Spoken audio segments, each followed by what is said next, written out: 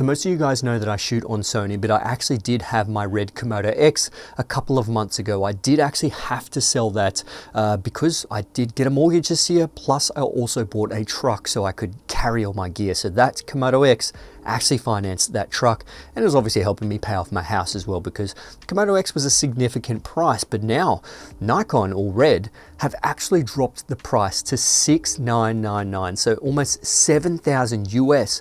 That is a significant price drop. That's 3,000 US. That's a lot of money for some people.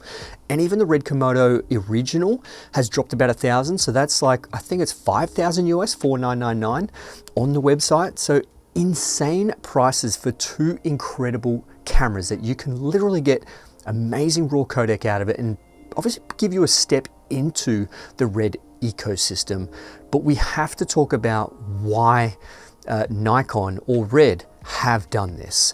And does that mean that Nikon are kind of bringing out a cinema camera on their own, or are they bringing out a Z9 Mark II that has kind of some Red raw capabilities? There's so much there that could actually be, you know, truths, but it's all speculations from my end anyway. I just want to know your thoughts in the comments below. What is Nikon and Red actually doing with this? It's an insane price drop.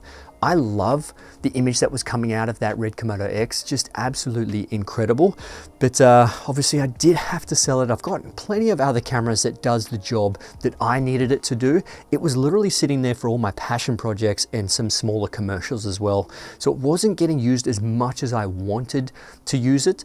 And like I said, I bought the house and I needed to buy a truck as well. So in this financial economy, it was just the right decision for me to make. Now, obviously at recording this video, there are some companies that haven't actually changed their website and updated it to the newer price. So they will obviously have to do that, or I'm assuming they'll do that because the competitors will drop their price. But let me know where you are and what the price is where you currently are around the world as well, and if the price has dropped there too. Now, the one drawback about this massive price drop when it comes to the brand new cameras is that your market value of the Komodo that you probably own, or Komodo X that you probably own, has dropped, because obviously the brand new prices are very, very cheap now. That means if you are selling yours secondhand, you're not going to be selling it as much as you would get previously before this massive price drop. Like, I literally sold my Komodo X for pretty much the exact same price I bought it for. Sure, I did have an RF mount, the PL to RF.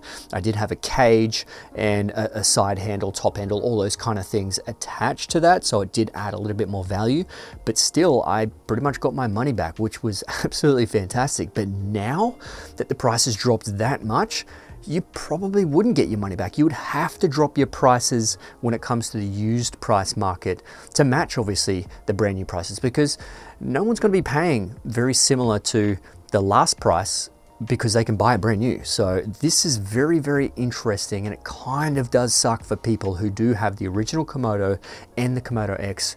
But for people who are wanting to, I guess, get into the Red ecosystem, this is probably your time. Like, it is becoming far more affordable to get into the Red ecosystem now.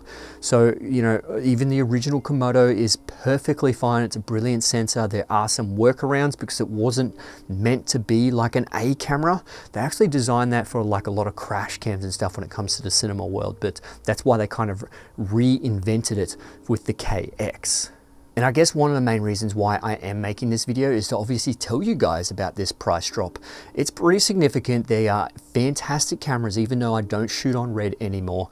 I have to speak highly of them because they're great production cameras, but you do have to understand that, you know, autofocus isn't like, you know, your Canons, your Nikons, and your Sony cameras. It's pretty, you know, lackluster. If you do have RF lenses, it's a little bit better, but if you're trying to adapt EF lenses, not as great.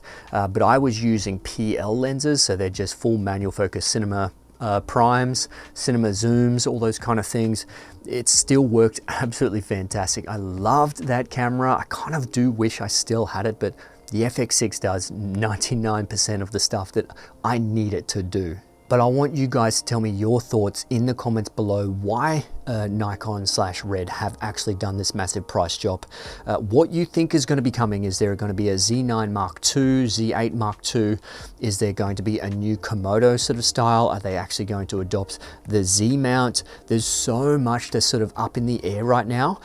But 2024, 2025-ish could actually be Nikon's year. So this is interesting coming from a Sony user, that this could really push other camera manufacturers to really start bringing their game and upping the level, because cameras are starting to get a little bit stale. They're kind of reaching their peak, you know, level at the moment. Not necessarily peak, but, you know, getting up there where you can pretty much pick up a camera and make a feature-length film if you really wanted to, and if you have the skills to do so. So yeah, thanks for listening, thanks for watching, and I'll see you guys in the next one. All right, let's get it.